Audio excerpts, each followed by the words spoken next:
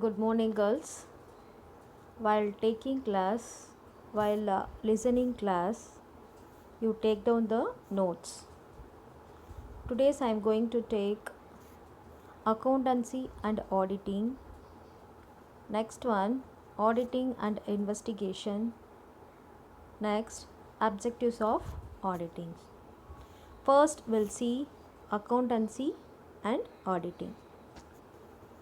See, accountancy is defined as the art of recording, classifying, and summarizing in terms of money transactions and events of financial nature and interpreting the results thereof.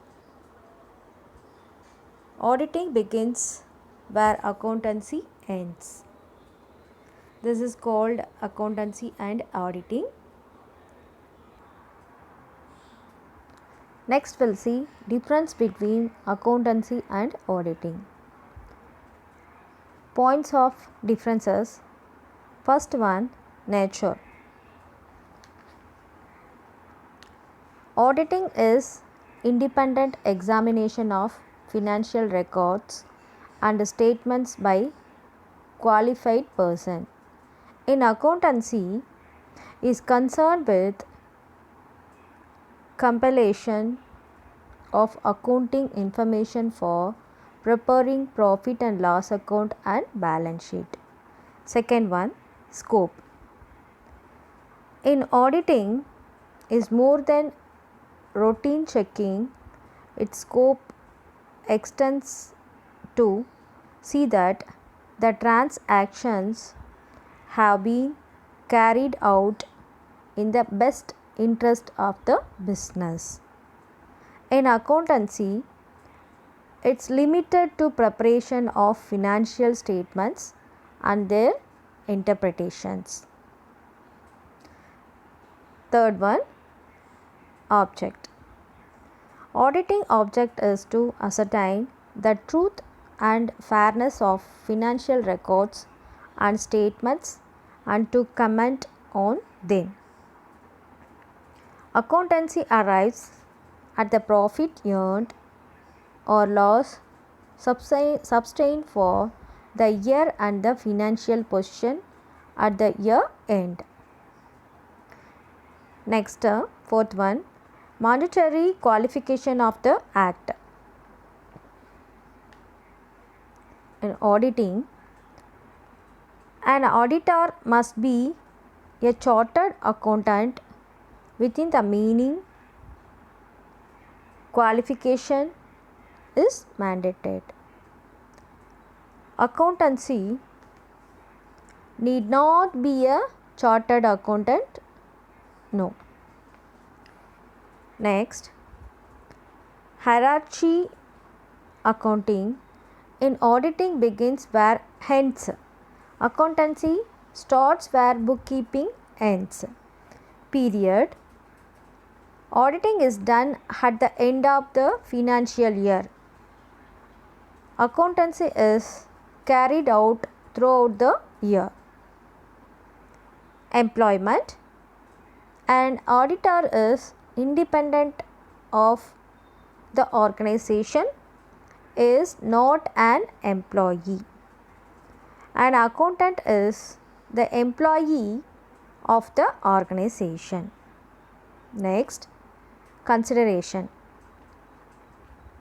Auditor's remuneration is as per the agreement by way of a fee or a fixed sum. Accountancy is the employee of the organization. Last, report preparation.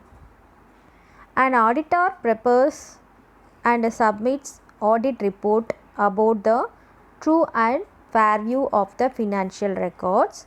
An accountant needs not prepared a report on the accounts and statements compiled by him.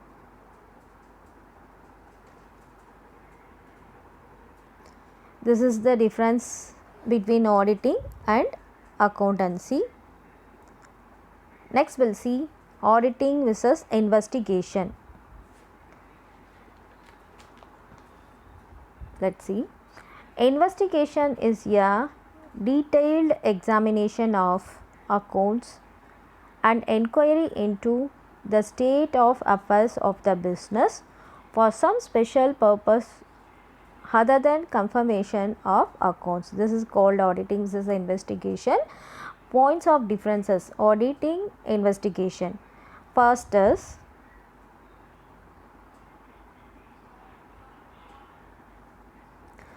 scope and objective. We'll see the differences. Auditing, investigation. Auditing has broader objectives.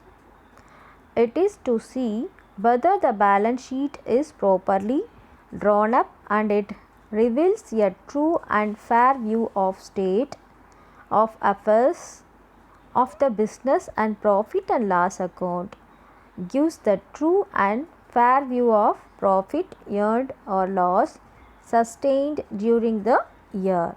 This is called auditing. Next we'll see investigation.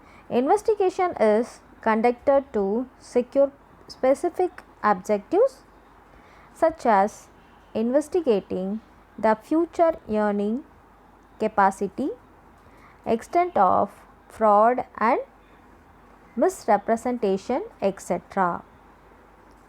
Next, periodically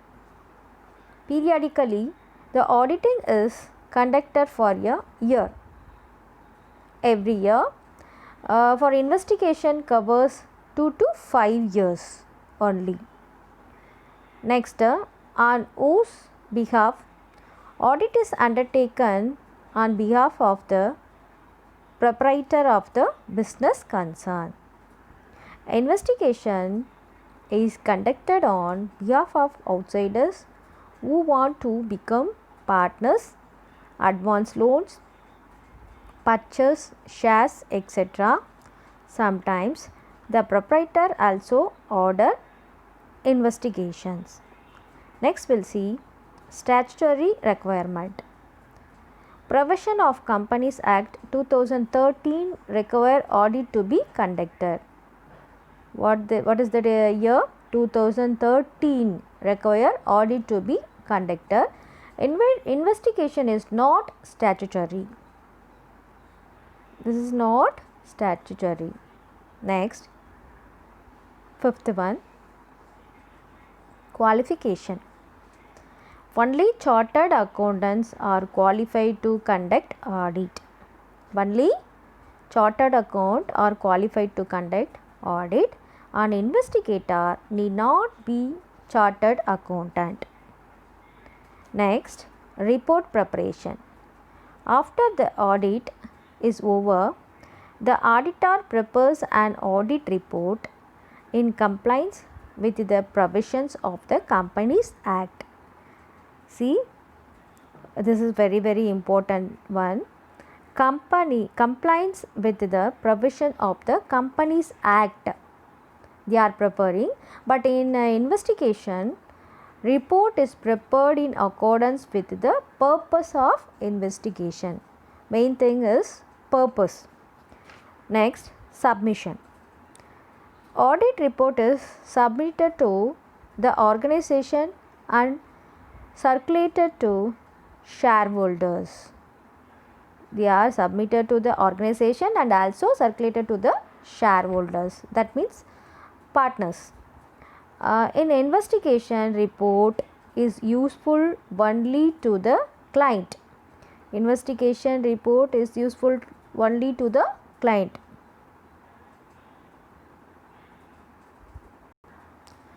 This is the difference between auditing and investigation.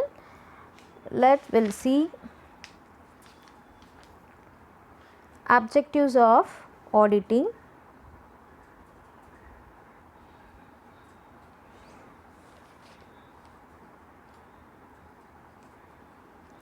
Objectives of audit. The objectives of an audit may broadly be divided into 1. Primary objectives, secondary objectives. Number 3. Specific objective.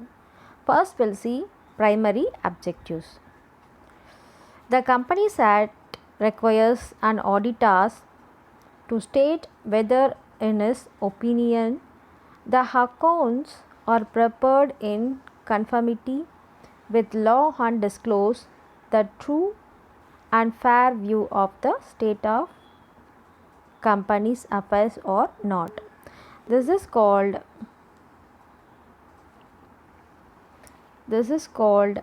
expression of expert opinion. This is called expression of expert opinion. Whether financial statements are prepared in conformity with law.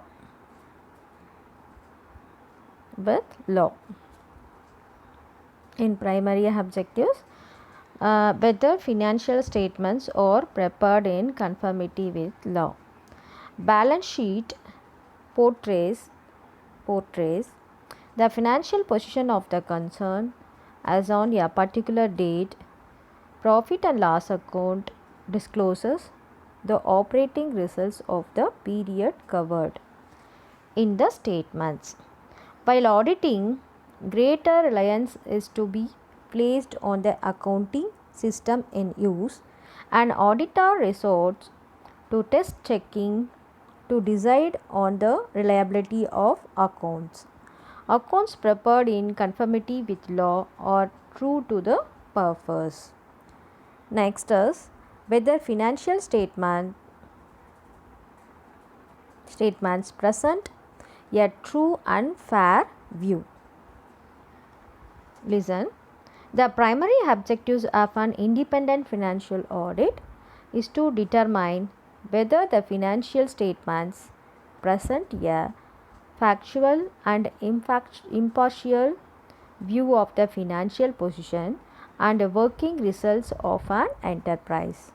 The balance sheet should reveal the true and fair view of the state of affairs of the business, and the profit and loss account a true and fair view of the profit or loss for the financial period. Next objective is secondary objectives. Let's see. On auditors as to examine the books of accounts and relevant supporting documents. During the process, certain errors and fraud may be discovered. These can be discussed under two heads: detection and prevention of errors and mistakes, and detection and prevention of frauds. First, we'll see reduction and prevention of errors and mistakes. Error in accounting refers to an unintentional misstatement of financial statements. Error and mistake are of various kinds. First one is clerical error. The clerical errors arise because of mistake committed by the clerical staff in ordinary course of accounting work. These are of 5 types. First one is errors of omission. First one is errors of omissions. Errors of omission occurs on account of transactions not being recorded in the books of accounts either wholly or partially. It is difficult to detect such errors as they do not affect the arrangement of trial balance. A critical scrutiny of accounts only can uncover such errors. Omission can be either whole or partial. When a transaction is totally omitted from the books, it is complete omission. For example, omission is entering purchases or sales entirely. When a transaction is partially recorded, it is known as partial omission. For example, salaries for only 11 months have been accounted for and the outstanding amount of 12th month has not been provided for. This is called errors of omission. Second one, errors of commission. Let's see what is errors of commission. This contain incorrect addition, wrong posting and entries. Listen, wrong postings and entries. Examples of this kind include the following. Listen carefully. First one, errors in addition carry forward in the books of original entries or ledger. Errors or incorrect postings such as debit amount posted to credit, wrong amount posted to an account and amount posted twice, omission to post an amount from a book of original entry to the ledger, error in taking out balance of the ledger accounts. This is the example. The above errors do affect the agreement of the trial balance. Checking the arithmetical accuracy of books of original entries and ledger and postings from the books of original entries to the ledgers may detect such kind of errors. Next,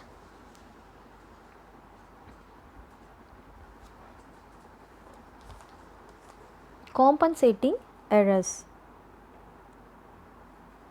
An error is compensated or counterbalanced by another error.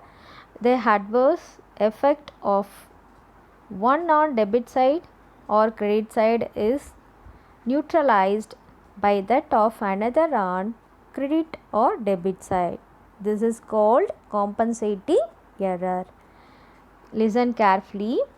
An error is compensated or counterbalanced by another error.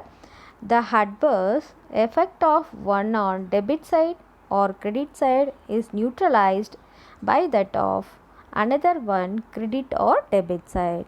This is called compensating error. Compensating error counterbalance each other despite errors. Two sides of the trial balance tally. For example, a cash sale of rupees 10,000 may be recorded in the cash book as rupees 1,000. Another cash sales of rupees 1,000 may be recorded as rupees 10,000. This is the example. Once again I will repeat. For example, a cash sales of rupees 10,000 may be recorded in the cash book as rupees 1,000. Another cash sales of rupees 1,000 may be recorded as rupees 10,000. This is the right example for compensating errors. Next, errors of duplication. Errors of duplication. An entry in a book of original record is made twice and posted twice as well. They cannot be located easily as the agreement of the trial balance is not affected. For instance, invoice sent in duplicate entered twice in the books and posted twice in the ledger. Only through checking will help detect duplication. This is called errors of duplication. Next, trial balance error.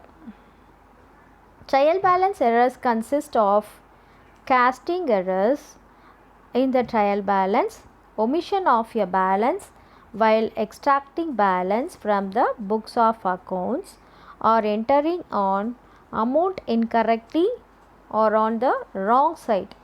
This error can be located during routine checking. This is trial balance error. In this, error of principle. Misapplication or Overlooking accounting principles causes errors of principle. There are three types of errors generally recording as errors of principle. First one, incorrect allocation. Second one, omission of outstanding assets and liabilities. Third one, incorrect valuation of assets. First we'll see incorrect allocation. Errors arise when the distinction between revenue and capital is not strictly observed. For example, capital expenditure charged to revenue and vice versa. Second one is omission of outstanding assets and liabilities. Prepayments are ignored and the amount charged from the profit and loss account and outstanding expenses in respect of rent, salary, commission, etc. are ignored and not accounted for. What are the items? Listen, respect of rent, salaries, commission, etc. This is the omission of outstanding assets and liabilities. Next we'll see incorrect valuation of assets. What is incorrect valuation of assets? Fixed assets, for example, are not valued at cost less depreciation. Closing stock is not valued at cost or market price, whichever is less. The following kinds of errors also fall in this category. First one, excess or inadequate provisions for depreciation. Excess or wrong provisions for bad and doubtful debts. Overvaluation or undervaluation of closing stock, etc. Errors can be detected by an intelligent vouching and a complete verification of the assets and liabilities.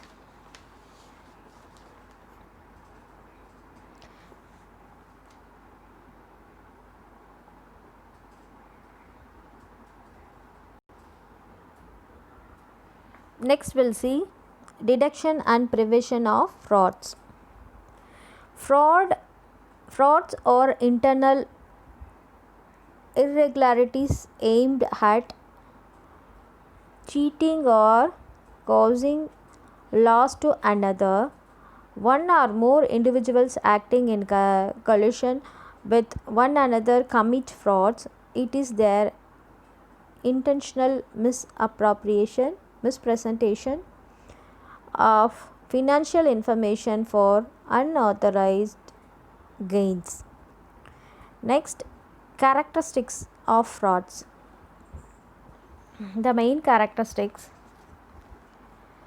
fraud are an array of irregularities and illegal acts characterized by intentional deceiving, persons indulging in frauds gain at the expense of the organization. Next, frauds are committed for the benefit of the organization. People inside the organization deceive outside parties. For example, tax frauds, intentional concealment of material information to impress outsiders about financial position of the company, improper valuation of assets and liabilities, illegal contribution to political parties, etc. Next, frauds are committed to give benefit to an employee, an outsider, or another firm at the cost of the organization. Example include taking bribes, misusing inside information, embezzlement of cash, defalcation, misappropriation, etc. Forms of fraud. A fraud may be in the form of misappropriation and defalcation and misrepresentation of accounts. First we'll see misrepresentations and defalcation. Cash and goods are misappropriated by showing fictitious entries in records. Embezzlement of cash. Embezzlement of cash refers to the falsification or misappropriation of cash. It is very common in big business concern as the proprietor has very little control over the receipts and payments of cash. Cash may be misappropriated in the number of ways as follows. First is omitting to enter the cash receipts, entering less than what is received, omitting to record sales and taking away the sale procedure. Next, teaming and leading, cancellation and money received from the first customer and entering in his account when cash is received from second one, and so on. Making fictitious entries for discounts, returns, bad debts, etc. Wages are entered for dummy workers, recording fictitious purchases and misappropriating the cash involved. Suppressing credit notes received from creditors for purchase, returns, and discounts.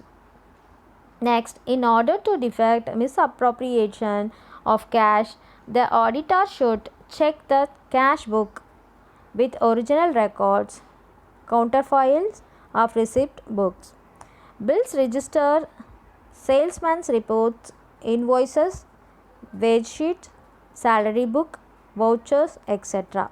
Strict control should be exercised over the receipt and payments of cash. The work of one clerk can be automatically checked by another clerk. Such system is known as internal check system. Next one is misappropriation of goods. An employee may take away the goods of the company for his personal use. So, company's goods, they are using the personal goods. It is very common, especially when goods are not bulky and are of less value. Deduction can be possible only if proper records of the stock inward and outward are maintained. Accurate stock recording through the proper accounting for purchases and sales is essential. The periodical checking of the stock can minimize the possibility of such misappropriation. Next, we'll see misrepresentation of accounts. This fraudulent manipulation or falsification of accounts to reveal the distorted picture. The account of the firm may be falsified by making false entries, and accounts of the firm are manipulated to reveal the distorted picture. Usually, a very large amount is involved in this type of fraud. It is committed by those responsible persons who are in top management like directors, managers, etc. Devices adapted for this purpose may be as follows: undervaluation and overvaluations of closing stock and other assets, overvaluation and undervaluation of liabilities, creating excess or less provisions for depreciation or not at all providing for depreciation, charging capital expenditure to revenue and vice versa, providing for excess or less doubtful debts, writing off excess or less bad debts. Next, we'll see third one is specific objectives. The term audit is not confined to financial audit alone. The area of operation of audit is quite wide, and such other areas like review of cost, operations, efficiency management and tax liability, etc. fall within the habit of audit. Accordingly, there will be specific objective with respect to such specified audit. For example, cost audit may focus on verification of truth, accuracy and fairness of costing data to serve as an effective tool of cost control. The management auditors they aim to promote the efficiency of managerial functions and to enhance the operational efficiency. Thank you.